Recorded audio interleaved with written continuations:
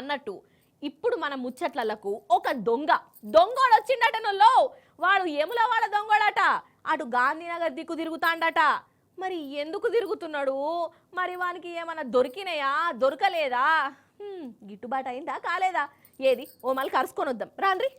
తువాల కప్పుకొని మరీ వచ్చిండయ్యో తుస్సు.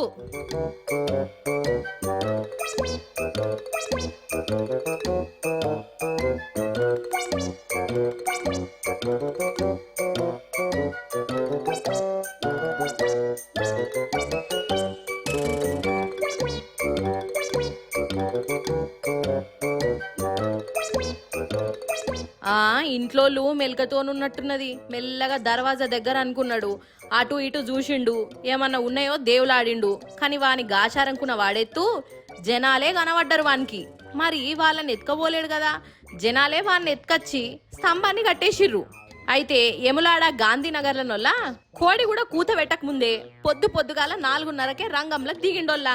మంచిగా కోటు మీద కోటు, చేతులకు గ్లౌజులు, ముఖం కనబడకుండా తువాల కప్పుకొని వచ్చిండు.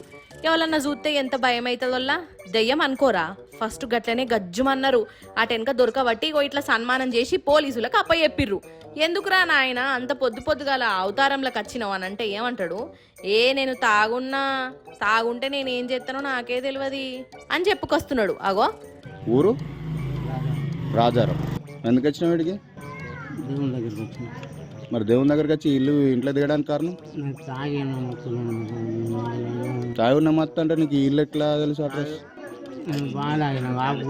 గుడి ఎక్కడ ఉంది? ఇది ఇల్లు ఎక్కడ ఉంది? తాగి ఉన్నా కావాలి. నువ్వు ఏ ఇంట్లో దిగినావు? ఏంటది నాకే అర్థం కావట్లేదు. అగో చూసిండ్రా అనొల్ల గిట్ల మోపైర్రు దొంగలు. కాలు రెక్కలు మంచిగానే ఉండే. గంతటి సలీలు లేచి దొంగతనాలకు తెగబడే బదులు అదే టైంలో ఏదైనా పని చేసుకొని బతకచ్చు కదా. అట్లా చెయ్యరు కొందరు. ఇప్పుడు చూడు ఇజ్జత్ వాయనా.